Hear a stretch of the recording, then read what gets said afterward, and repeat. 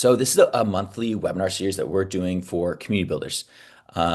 It's a collaboration between Heylo and the United States Chamber of Connection. So the United States Chamber of Connection is a nonprofit focusing on supporting community builders and infrastructure in order to make uh, our nation more connected. Heylo is a community building platform where leaders can go to build communities. So it's a space for events, communications, payments, everything all in one. Um, Quick reaction. If you're using Heylo for your community, just give us a quick reaction.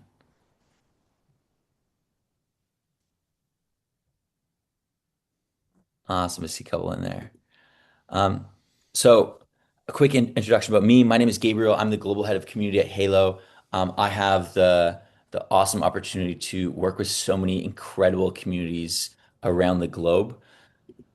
In my free time, I build several different communities. I'm the founder of a neighborhood community, an art collective, and I actually run how Meta, a community of community builders. So I do that with the U.S. Chamber of Connection, the Community Builders Network. And I see a couple of you on here as well. In my past life, I managed a global running community. It's called Midnight Runners.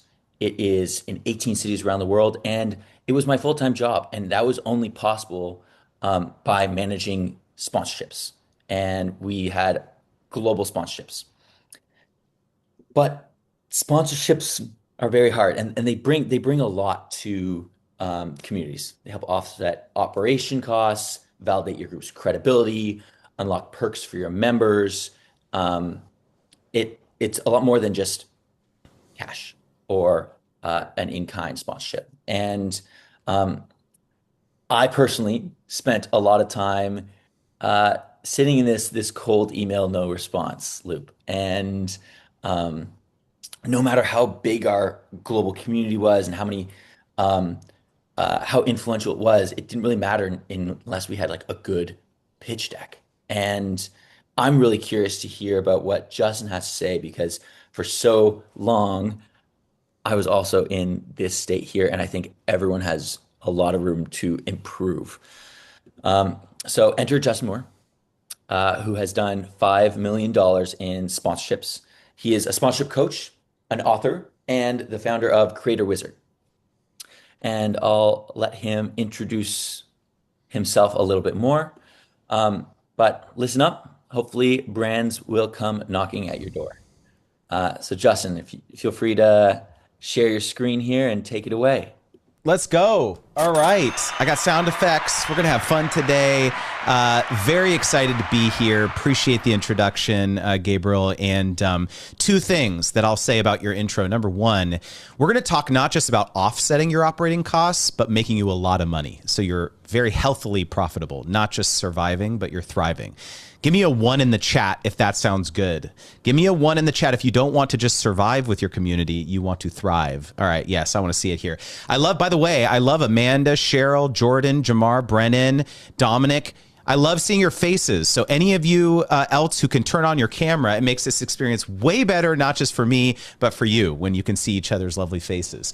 So excited about that. And then the other thing I'll comment on, Gabriel, is that we're going to talk about why you should throw your pitch deck in the trash can today as well, because pitch decks, no, that's we're not going to do that anymore. We're going to have much more customized, bespoke strategy for our sponsorships. Does that sound good?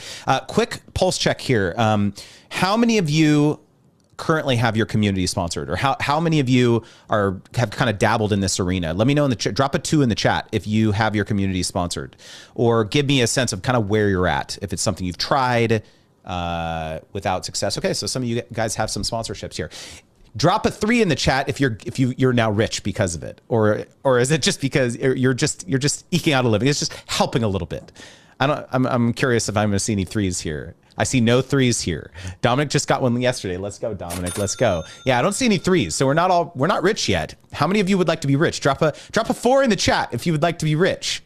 I hope I see the whole chat lit up. Yeah, okay, there we go. Getting some good stuff. All right, so let's just dive right into it. And as Gabriel mentioned, what we're going to be talking about today is how to craft a sponsorship pitch that no brand will ignore. And so I first want to start by reading you an email that my wife and I got a few years back. It said, "Hey, Justin, great news. We're approved to move forward with our Harmony of the Seas opportunity. We're excited to have you on board our Barcelona ship sailing June 5th to the 7th and our launch sail in November in Fort Lauderdale to explore the newest ship to the Royal Caribbean family." Okay. Now, we're talking 18 decks, y'all. 15 restaurants, a crew of 2,100 people to run it. There is one person whose entire job is to sharpen the ice skates for the ice rink. Oh, and one more thing. The ultimate abyss, a 10-story water slide. Drop it in the chat. How many of you would go down the ultimate abyss? Let me know. Who would go down the ultimate abyss? I want to know. Give me a hand raise. Give me some emoji here. Who's going to go down the ultimate abyss? No one? Everyone's like, okay, I see rocket ships on Gabriel. There we go.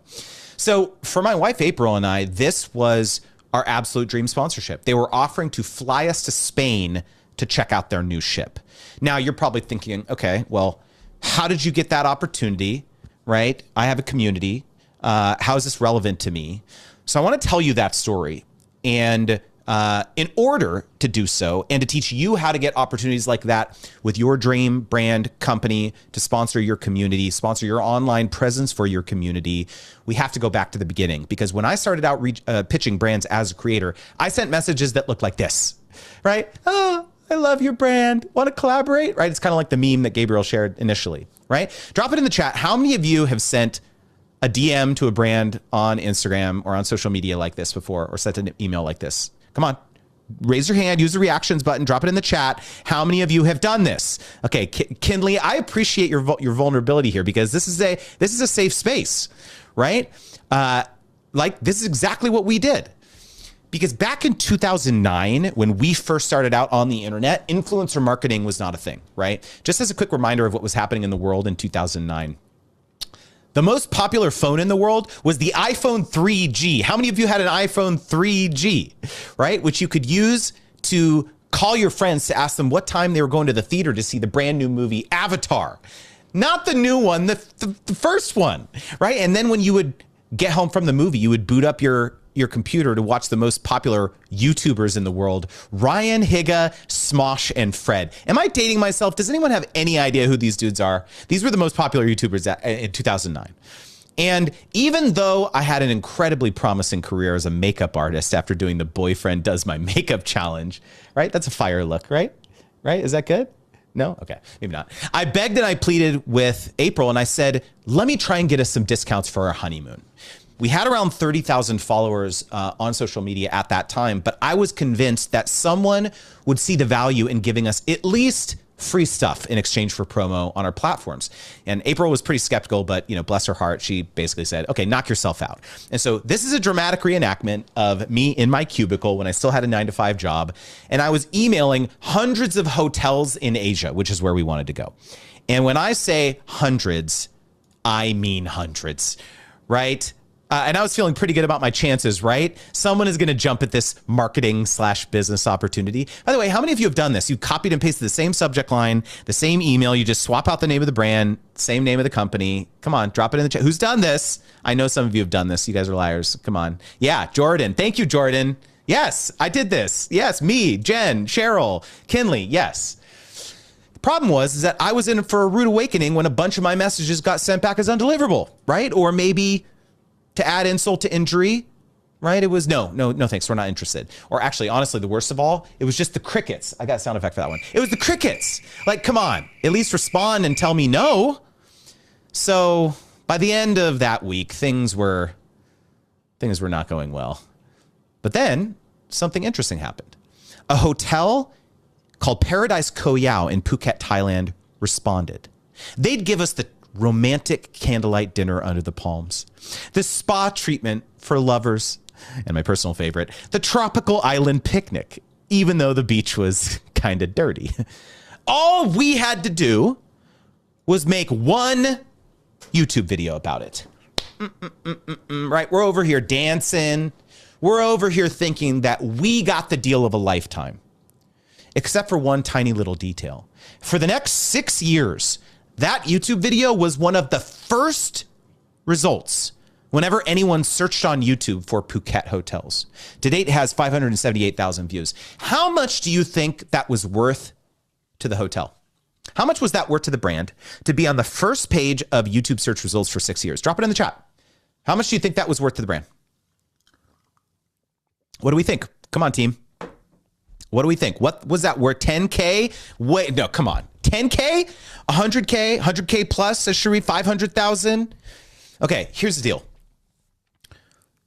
The answer is a lot. Ton, 6, 7 figures, because this is when we realized how much power that we had with the platform that we had built, because it wasn't just about the video views in this situation. It was about telling a real story that people connect with, which is something, by the way, that brands have a very hard time doing. So after that experience, I doubled down, right? I was ruthless. I would pitch any brand. I would cold email anyone, and I got better at it.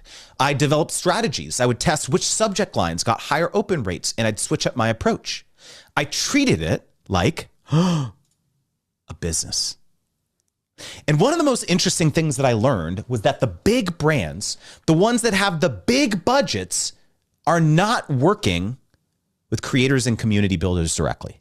They have hired security.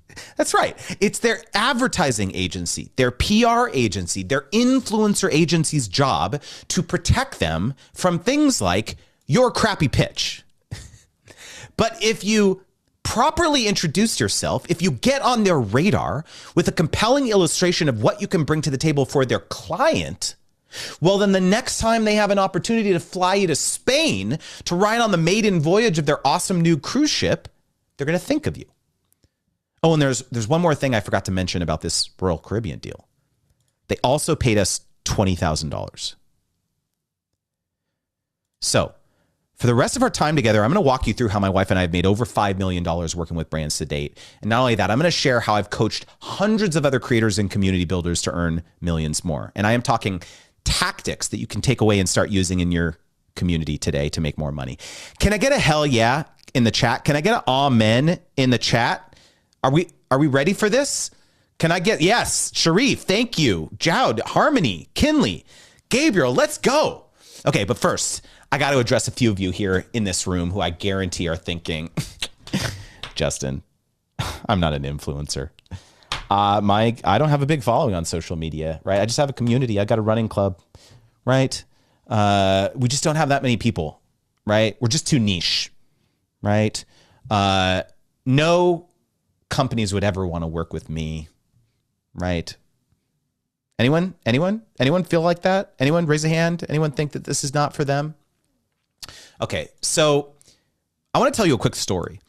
When I ran an influencer marketing agency several years ago, a very large phone company approached us with a problem. They knew that their products resonated with people in the FIRE community, right? Financially independent, retire early, this whole movement, right? But they were struggling to find unique partners who spoke to that audience. So we went out there, we did some digging, and we found Mike. At the time, he had less than 1,000 followers on the internet, less than 1,000. But do you want to know the reason that the brand got so excited about working with him? It's because Mike didn't just talk about budgeting. He talked about budgeting for active duty military. That was his niche. Let me say that again. Budgeting for active duty military. How niche is that? And so the brand was thrilled. They were stoked to pay him, and they didn't care at all how many followers he had. And you want to know why? It's because they turned around and they used that content that he made, and they ran a bunch of ads to reach other people like him. Powerful. See, I used to think that brand deals and sponsorships were unpredictable, right? They're awesome when you can get them, but you can never really rely on that income because you never know when the next opportunity is going to land in your inbox, right? And that really sucks because according to a recent study, 68% of creators say that brand collaborations are their largest revenue stream. Now you're probably thinking, Justin, that sample size is kind of small. 526 creators? Really? Okay, fine. Here's another study, this time 2,000 size sample. This one says 77.3%. So wouldn't it be nice if we could take this giant bucket of money and turn it into a predictable income source? Would that be nice? Let me see in the chat. Would that be nice? Let me see. I want to know. Well, the good news is that it's predictable if you make it predictable. I've created a framework called the sponsorship wheel. You see it over my shoulder here. By actively, consistently monitoring how many brands and companies you are interacting with at each of these stages, you will never wonder again when and where your next brand partnership will come from. And by the way, there's a reason that these steps are not listed out in a horizontal timeline, because when you get to step 8, you have to start all over again. You have to pitch that same brand that you just worked with on your next idea. So regardless of whether you already have brands interested in sponsoring your community, if you want to create consistent income from sponsorships and keep this wheel spinning, that requires sustained pitching. Which means that as community builders, we all have a common enemy. Our enemy is our empty sent folder. Your inbox is something that you have no control over. Whether a brand decides to reach out to you today or next week or never, that is simply out of your hands. But every single email right here in your sent folder, you have full control over, and represents a new opportunity to absolutely blow a brand's mind with a unique and creative and mutually beneficial, and oh, by the way, lucrative sponsorship proposal.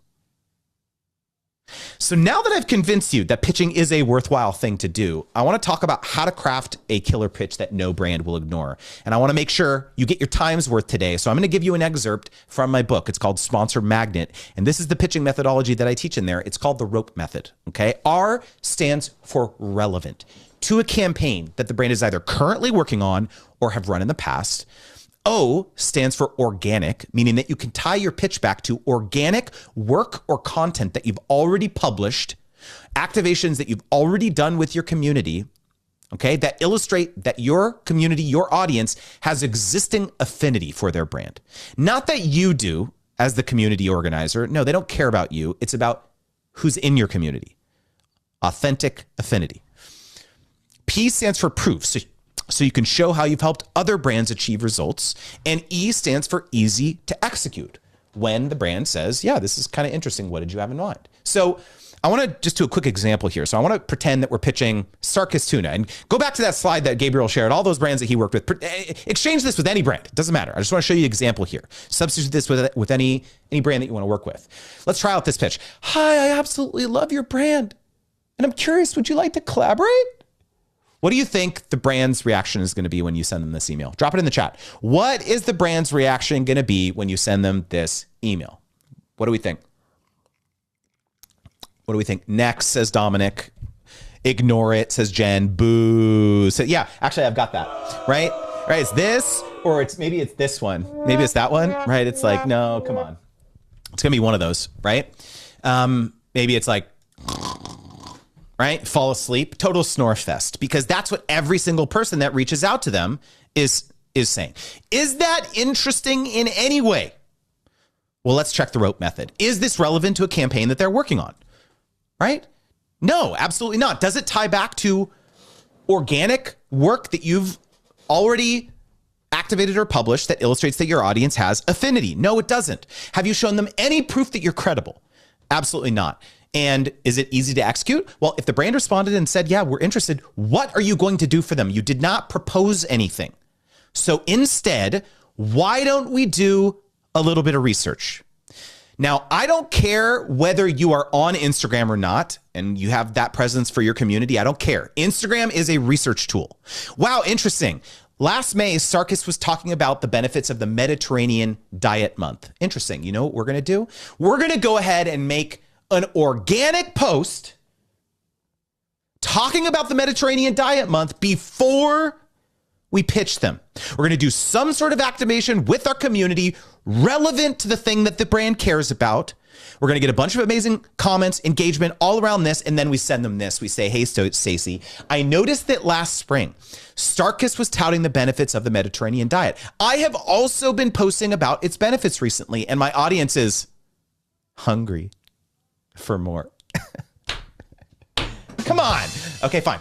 I'd love to do 3 TikToks that showcase Sarkis recipes that fit this plan. I can shoot and publish within 10 days. I'll grant paid usage rights through the end of the year. Happy to share some insights from a recent campaign with California Olive Ranch that drove significant awareness as well. Now, again, you're a community builder, so thinking, what is the translation of this activation that you could do in your community, right? Interesting pitch. What do we think about this pitch? Drop it in the chat. Let's go through the R.O.P.E checklist real quickly. Is this relevant to a campaign that they're working on? Probably, right? I think a lot of people think that brands reinvent the wheel every single year with their marketing strategies, and that could not be further from the truth. They just dust off the same old playbook from last year and they rerun it. So honing in on a campaign that you know they love because they ran it after all, you're going to instantly stand out and be relevant to them. Does this make sense? How about organic? Well, you see that blue link right there? That's where you link them that post that you made strategically. That post about the recap about that event that you did with your community. They can click through. They can see your production quality, production capabilities. They can learn more about your amazing community. Who's in it? Psychographics. You are not linking them the main website page of your community or your main Instagram. No, you're not going to do that. They're not going to scroll through 15 of your reels. They're going to watch maybe 30 seconds of one of those posts and think, yeah, this actually community seems pretty interesting. Would love to be aligned with them, right? And so your organic content will convince them that your audience already has existing affinity for their brand, which is critical, okay? Now, how about proof? Well, you're telling them that you just did a deal with another brand in a similar category for your community. Don't you think they're going to want to know how that campaign turned out? At the very least, to get some non-proprietary competitive intel, maybe, right? How about easy to execute? Well, duh, you told them exactly what you would do for them. None of this, oh, we'd love to hop on a call and figure out how we can collaborate. No, right? Now, you might be thinking, yeah, what if they don't want to do this exact thing that I'm proposing or pitching? Well, I can almost guarantee you that that's exactly what's going to happen. They're going to say, well, this is a really cool idea, but we're not really doing those types of, collaborations right now or activating on that platform or whatever. How about this instead? I love your initiative here. There's probably something here. Can you attend this event for us and get some of your community members to attend that? Or can we do this in 3 months because we have a great campaign that aligns with that in 3 months? That's the priority for us right now. And so the point is that you gave them something tangible that they could react to. And so for those of you saying like, this seems like so much work, right? I'm already struggling organizing all these events. I'm on the hamster wheel trying to post on social media to appease the algorithm gods. I don't have time for this. Well, 2009, Justin would have said the same thing because I had to send 100 of these crappy pitches to get 1 or 2 responses. I had to send 100 crappy pitch decks, sorry, Gabriel, to get 1 or 2 responses. This was the spray and pray approach, right? Contrast that with Justin of today, where if I put in the time to do research on a brand, and I'm talking 15, 20 minutes max per pitch, I will receive a response more than 50% of the time. And I know that seems insane, but I'm not making this stuff up. Since I started the R.O.P.E method, my success rate in pitching has skyrocketed, and brands are offering to pay me way more than they were before. So what is the big takeaway here? Why are brands willing to pay Molly more when she uses the R.O.P.E pitching method? Drop it in the chat. Why are brands willing to pay more when you use the R.O.P pitching method? Drop it in the chat. Why do you think that is? Why are they willing to pay more when you use the R.O.P pitching method? I'm going to read some of these responses. What do we think? Relevancy, says Sanjeet. Say more. You're telling them how you're going to help them, says Gabriel. Kinley says you're putting in the work to understand their brand. Credibility seems like tangible results. I'm loving all this. Well, let me tell you why. It's because it's not about you. This is the challenge that every brand is faced with. Their entire business fails if they cannot figure out creative ways to access their ideal consumers. They have to cross this giant chasm every single day. Well, how is the brand going to do it? Well, they could try and jump across and risk plummeting to their death. Or instead, they could choose a safer option, which is you, because you are the bridge. And by the way, correct me if I'm wrong, but you probably painstakingly built this bridge with your bare hands over many years. Showing up, organizing those events for your community, publishing on your social media to recap those events, commenting, replying, engaging. How many of you can identify with that? Right? And so are you going to let any random brand or company cross over your bridge? No. No, and you're most certainly not going to let them cross over your bridge for free. No, they got to pay you for that privilege. And by the way, it's not just the bridge that you're charging for, it's this. Is that big old brain of yours. Because when you craft a pitch that is rooted in research, a deep understanding of what makes your community tick, and you're illustrating how you can help them accomplish their marketing objectives, they're going to instantly think, wow, this is not just another community organizer or builder. This is not just another creator. And in fact, you're not just a creator. You're a consultant.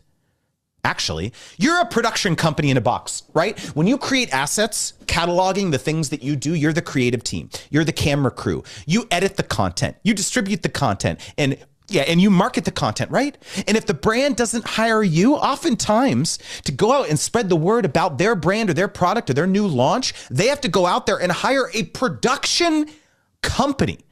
Actors and actresses to star in the content, hire someone to edit the content. And then when they finish the content, they have to pay Facebook and Instagram and YouTube to run the dang ad. So the next time that you're feeling imposter syndrome, you're nervously hovering over that send button. You're thinking, oh, please sponsor me. Please offset my operating costs. No, remember that you have the power. Because the point of a pitch is not to get the deal. Let me say that again. The point of a pitch is not to get the deal. I have done literally thousands of sponsorships at this point. So I'm going to give you a peek behind the scenes of how paid sponsorships and these campaigns actually come together. You want to see this? Okay. When you send your pitch on random May 4th and the brand says, oh, I'm sorry, we're not working with, anyone on any paid activations right now. What they didn't tell you was that they had just finished recruitment for their summer campaign a few days ago. Oh man, that sucks. And see, this is where most community operators give up. They think, oh man, the brand hates me. I suck. My pitch sucked. It's the long, dark night of the soul. I don't have a tiny violin, but if I did, I would play that right here, right? It's the long, dark night of the soul.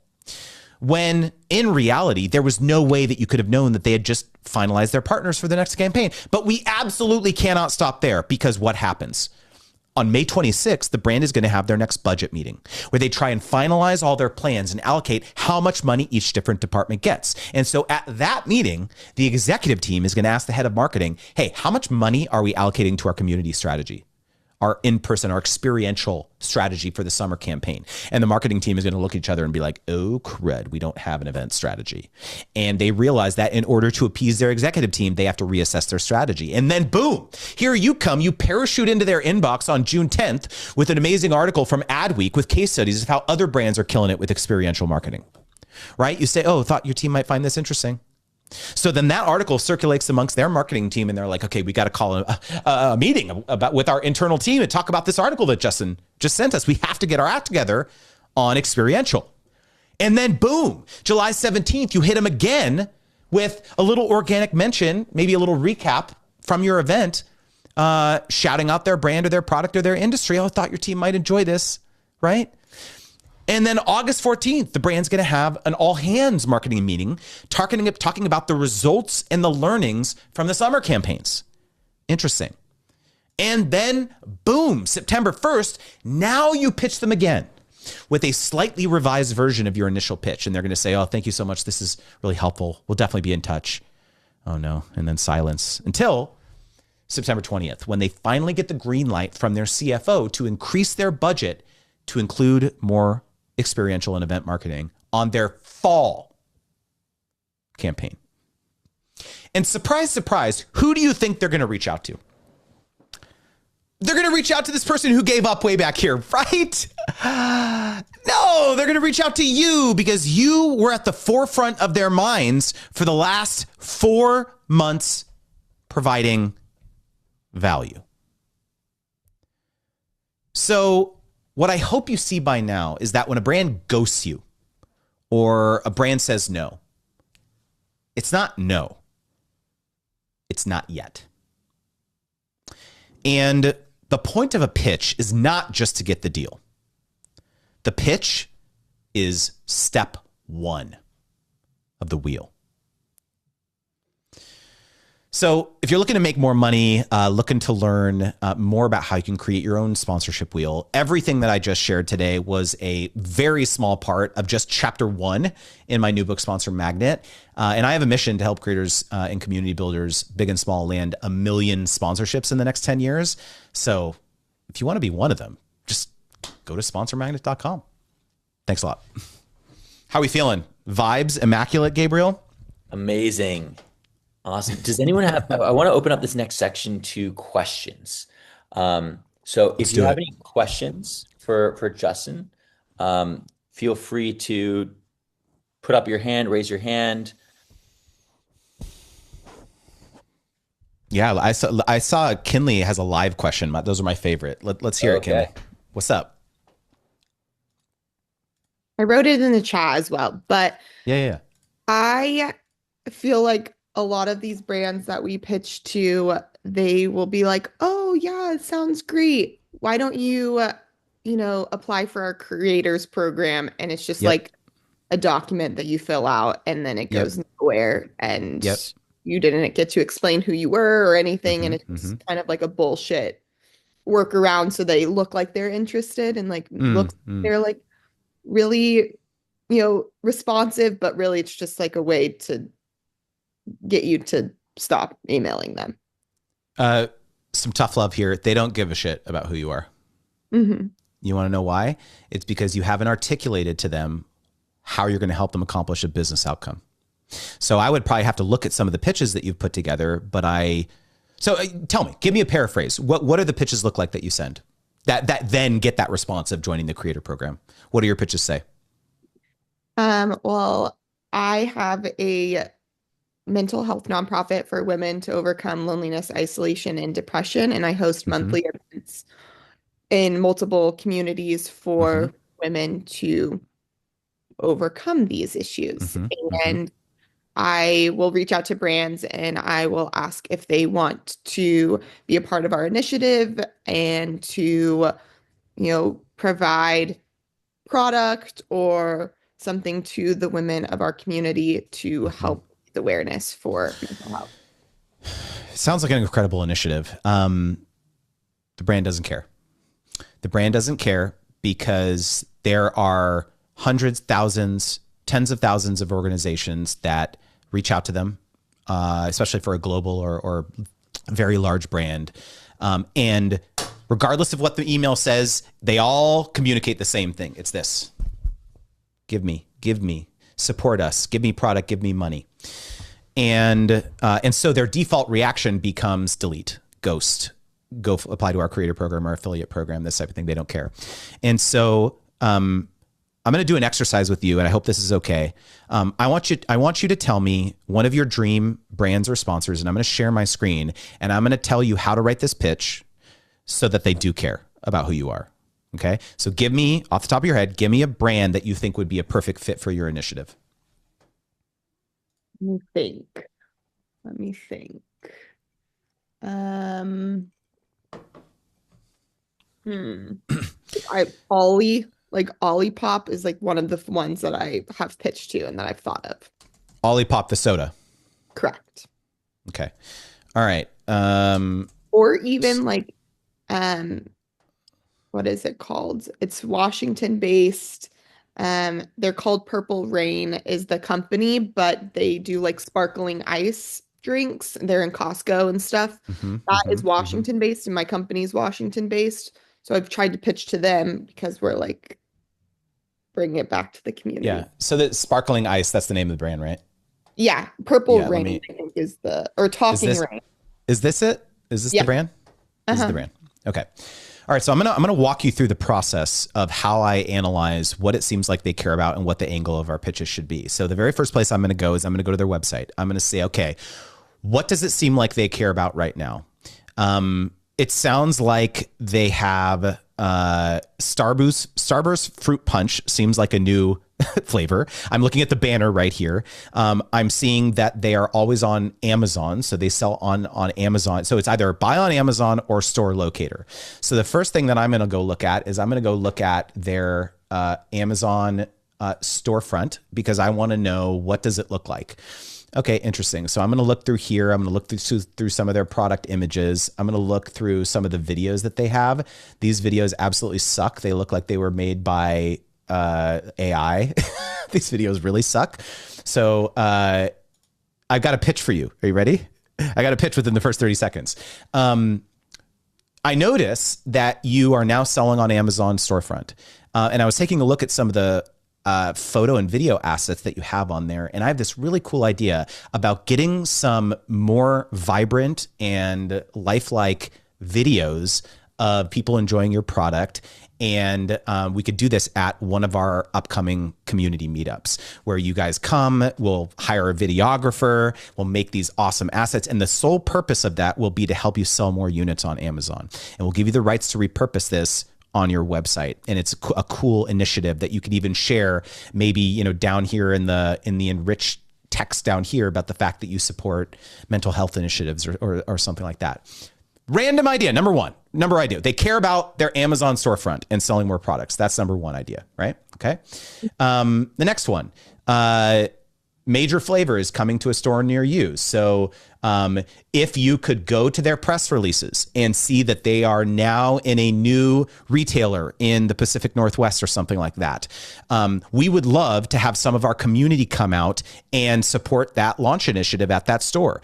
Whenever a brand like a consumer brand gets distribution in a new retailer, it's a big deal, right? And so if you're now in all the Whole Foods or you're now in all the whatever, we could come and help support that initiatives and have our community come out and champion you.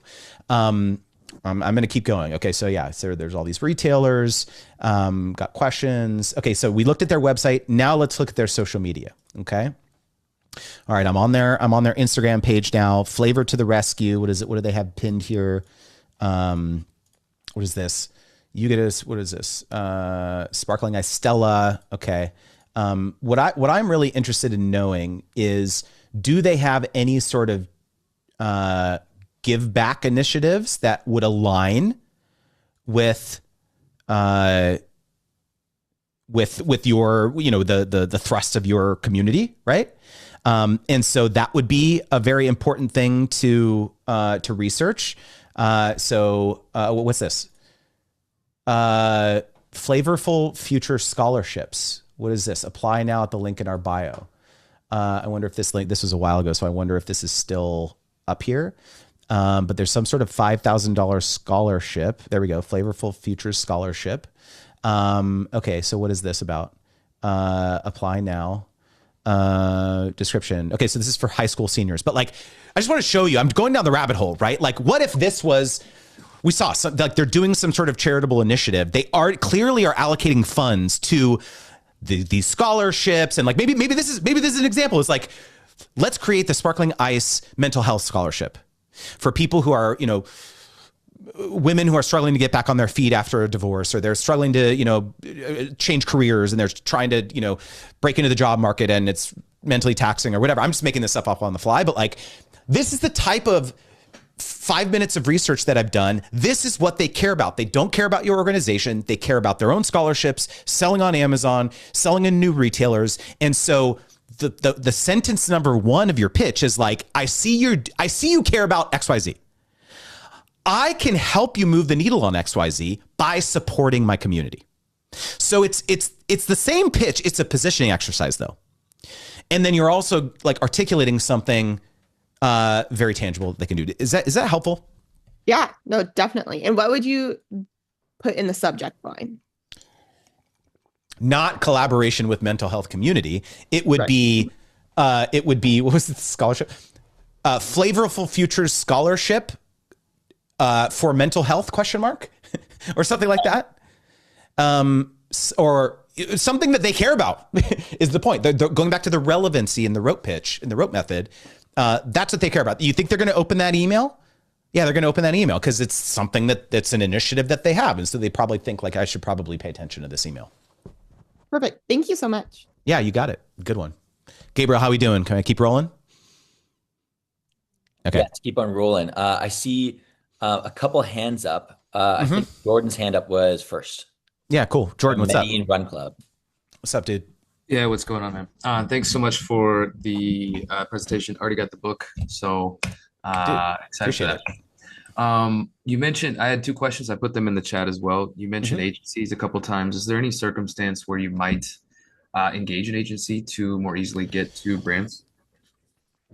Um, Agencies can be great. They often control the purse strings on it depends on the type of agency is the honest truth. My preference usually is to go straight to the brand first because ultimately at the end of the day usually they're the decision maker on deciding whether to proceed with something. Sometimes that brand will then kick you over to their agency and says, hey, they run point on our PR strategy or our partnership strategy or whatever, and that's fine. If you can do good work for an agency and get one campaign or partnership under your belt, and then they feel confident to start recommending you to their other clients, that's a dream scenario. And that, in fact, that's one of the ways in which my wife and I have made a lot of money over the years is just being great partners for those agencies.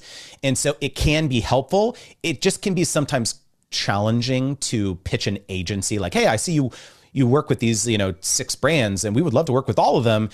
Again, going back to that timeline that I shared with you, the likelihood of when you reach out that they have something hyper relevant for you with one of their clients at that time is pretty unlikely. And so I think your efforts are better spent pitching the brands directly initially. Okay. The second piece was around where I live. So I live in Colombia, Mm-hmm. and Mm-hmm. I've noticed a pretty big cultural difference in brands and companies here as far as their appetite to do sponsorships and Yep. understanding the value long term. I'm just curious if you've done any either done any stuff with internationally like that, or Mm-hmm. if you talk to companies in the US that may want to do something in other countries and how to communicate and articulate the value of something like that. I'll answer the second part first. It's super, super hard to convince US based companies to expand their global marketing presence into other areas where they are either not selling or don't have a ton of presence or a robust strategy. So it's not that it can't work, but it just requires a huge amount of education and lots of calls and all that stuff too. And it might end up nowhere. It might end up somewhere awesome, and that's great. And you should continue to nurture those relationships. It's just a lot harder. The first part of your question, though, is how do you convince local brands and companies to see the value in this type of partnership marketing that's more prevalent in US, UK, Canada, et cetera, is speak their language. Most brands, even internationally, are doing things like running ads on Meta, on other platforms that are more prevalent in those communities. And so your pitch has to change. Your pitch has to say, hey, I see that you're running ads to try to drive more foot traffic into your restaurants around this, the Medellin metro or whatever. Let me help you make more compelling ads that will get you a more efficient ad spend. We'll get a photographer out on our next run club and we'll have your products and people will be enjoying them after the run and blah, blah, blah. I will give you the rights to repurpose those assets to run as ads to show how people, use these things. They understand that language because they know that if they can get ads that are more effective, it's going to help them accomplish a business outcome. And so in situations like that, whether it's international or whether it's a smaller company that doesn't spend a ton of money on partnership marketing, those are the types of things that again, going back to the whole idea about being a consultant, you're not just the organizer of this run club, you can help them accomplish a marketing objective. And so my most earnest advice in those scenarios when you get resistance to sponsorship conversations is, let's back up a second here. Tell me about what your goals are as a brand, as an organization, and what they say to you will then hopefully spur other ways in which you can serve them. Great. Appreciate that. Yep, you got it. Amazing. Giselle? Yeah. Hi, am I frozen? I don't know if you You're can not. see me moving. You're Oh, great. okay. Well, I'm just frozen on my side. So in my mind for sponsorships, I've had this idea that it's just like volume, that I should just be sending out hundreds of emails per week. But with what I'm hearing you say, it sounds more like quality over quantity, which we would obviously want. But like, how are you kind of balancing that? Because I can even imagine with catering each email or pitch to brands that we're still going to have a pretty decent volume here anyway. Okay, I'm going to give you some advice, something that I have been banging the drum a lot more loudly about over the last 12 months, which is that pretty much everyone has access to the tools now to write a good enough sounding email, i.e. ChatGPT, Claude, Perplexity, Gemini. All of the AI tools now allow you to write great emails and some people are using things like agents to send out hundreds of emails to these brands. And so I know firsthand these brands and agencies are inundated with crappy pitches right now. And so what I have been advising my clients to do over the last year or two is shifting entirely to video pitches. So I want to actually, would it be helpful if I showed you one of the video pitches that I used to secure a sponsor for my in-person event? Would that be helpful? Would you guys like to see this? Okay. Love it. Yeah, good. Okay. Okay, so I just had my in-person event. I just had my in-person event in San Antonio, Texas, called Sponsor Games last week, actually. And I'm gonna show you the pitch that I sent to Shure, which is a microphone brand, and this ultimately secured us a sponsorship. Hey there, Laura. I hope you're doing well. Hey, listen, I just wanted to say thank you so much again for sending the Move Mic 2 for as like a giveaway prize at our Sponsor Games event this year. That was just like super appreciated. Yeah, just wanted to say thank you. I also wanted to check in with you to see what your 2026 event strategy is looking like. I know it seems like you went to the NAB this year. Curious if you're going to do that again next year. I know it seemed like a lot of what you were focused on this year, especially on social, was the 100-year anniversary. But especially as you move into next year, would love to see if there's any campaigns or promotions that we may be able to support in partnership with Sponsor Games 2026. So the event just went off, so amazingly. Just the energy at the event, the creators that were in the room, just so much creativity, just bursting at the seams. And we're going back at it again, bigger and better next year. We're doubling the attendee size, and just kind of wanted to catch up with you to see if you might be interested in sponsoring the event in 2026. So yeah, let me know if you might have some time in the next week or two to hop on a call.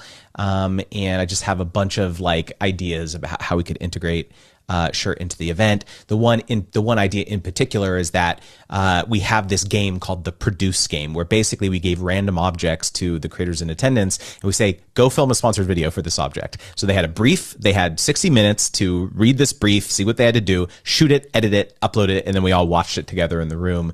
And so I think that would just be such a brilliant way to integrate the Move Mic 2 and use that, to actually produce these sponsored pieces of content. So yeah, it was just a ton of fun. So yeah, Laura, appreciate your time, and I hope to catch up with you soon. All right, what's your instant reaction to that, Giselle? I'm like, this man's a genius. That is so good. I thought about that this week. I like had a product in my hand that I actually love and I use, and I was like, I should just send a video like on Instagram to the brand, like, hey, I freaking love this. I'm literally drinking it right now. I'm putting it on my face right now, whatever it is. And I felt like there's just that connection piece. And obviously it's so different than the, oh, we think you'd be a great fit for XYZ, or just kind of the generic templates, like you said, everyone can do on AI. And did you notice how I pitched them something very specific? I was like, I didn't say I would love to figure out a way to collaborate. I was, no, I want you to sponsor this game, and we're going to do this with it. And it was very easy for them to be like, boom. It's like, it's turnkey.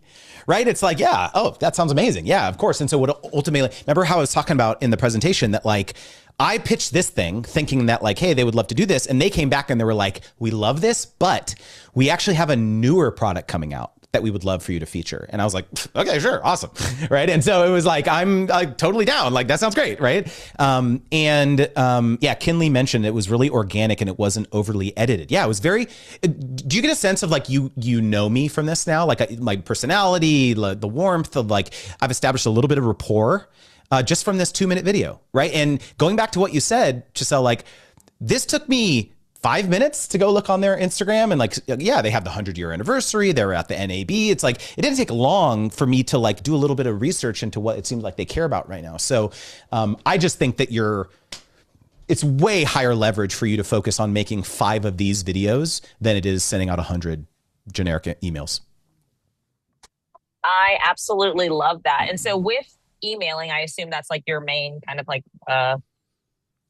communication tool, as opposed to maybe like Instagram DMs or even LinkedIn. How does that work as far as deliverability with a video? Because I know that sometimes links can kind of like get flagged. So is there a way that you're circumventing that? Or do you already have a relationship established and you've already communicated with these brands before sending them a video pitch? Sometimes it's a warm relationship. Sometimes it's cold though. And so pieces of advice I can give. One is that if you have any sort of presence on any, especially if you have any sort of presence on YouTube for your community, uploading your pitch as an unlisted YouTube video is great because then you can send that, and those links are pretty trusted by most email clients on the brand side. And so you won't get flagged as spam. And then what's going to happen? They're going to watch your pitch and they're going to go click on your profile for your community and be like, oh, wow, this is so cool. All right, and do a little bit of research. I use a tool called Tella. I have an affiliate link for you if you want to check it out. It's creatorwizard.com/Tella, Tella. That was the tool that I used to showcase this video just a second ago. And the thing I like about that is that I am able to create a custom subdomain for these videos. So my domain has a good domain authority. And so it's like the links are like watch.creatorwizard.com when I send these videos. And so I don't have any issues with deliverability. The other thing I loved about it was that the video already looked so high quality, and it just feels like there's no question about working with you. It already feels like it's going to be an ease. I already know that everything is going to be high quality. And so even though you haven't had to say it, it's like packaged up in the video. It looks great. Yeah. Right. I appreciate that. Yeah. Glad it was helpful. I see one more hand up for Ben. Gabriel, can we do that one real quick? Yes, definitely. Hey. Ben, run Raven Berlin. Thanks so much, What's up, Justin. Ben? So I about a year ago, I started sending pitches to brands. I also have a running club, and I was looking for collaborations based on like a few partnerships that we'd had in the past. And I sent a lot of like cold emails and realized exactly what you said, which is probably that my emails were too generic, my pitches sucked, nobody really wrote me back. And then I was like, okay, cool. What's something that I can do which is like maybe more fun for me that will turn this relationship around, right? And so what I started doing is just hammering social media and telling exactly the type of stories that I wanted to tell in the partnerships, right? And so then after maybe 3 months, we started getting a little more requests, and after a year, now it's like we have multiple requests per week, and then they just end up in exactly where you are in the pitch thing, right? So it's like I just turned around that first step, and instead of spending a lot of time trying to figure out who might want to work with us, I like try to attract instead. And I guess I wanted to ask about how do you decide who is worth reaching out to? Because the thing that really made it make sense for me was seeing like that when people reach out to us, they already know exactly who we are. They already have a kind of idea what they want to do. And so now I try to avoid reaching out to people, but if I were going to, I guess I'm curious about that. Yeah. So I have maybe a surprising answer for this, which is that maybe it's not surprising. It's not about you. The types of brands that would be the perfect fit for your community is the ones where you get direct feedback from your members of tools, services, and brands that would help them in their lives. And so one of the first steps I talk about in my book Sponsor Magnet is we need to do some sort of proactive surveying of our members, of our community, of our audience, to learn about what's going on in their lives. What are their challenges? It's not just about their demographics, their ages, their genders, where they live, all that. No, it's like, what types of jobs do they have? Are they married? Do they have kids? What challenges are they experiencing right now? What's keeping them up at night? What tools and products and services are they using and interested in right now? And so you use the data of that survey to then go and pitch these brands and say, hey, we've got, all these, 40% of our members are having challenges with ongoing foot pain. Yeah, this is a terrible idea, but you know what I mean? Like they're having challenges with something.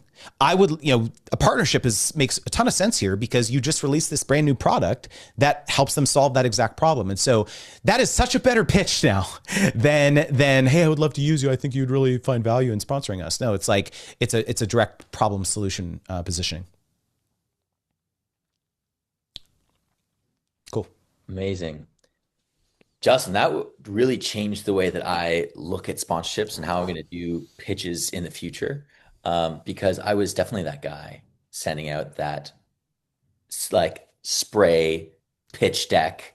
And sometimes you get a response, but after a lot of banging your head on a desk. So thank you for that. That totally changed the way I think about this. Anyone else? Did that change the way you think about sponsorships? Give me a quick react button there. Boom. Let's go. Let's go. Yeah. And, you know, to be honest, like I mentioned, like I'm very accessible. Like I know you guys are at various stages of your community journey. And I'm very, you know, shoot me a DM on social media, or I have you probably saw it on my I just got this cool little flag for my mic. Like I have a podcast talking all about this stuff. So if you were simulated by this chat, like I have tons and tons of episodes and videos all about sponsorship strategies. So would love for you to check it out.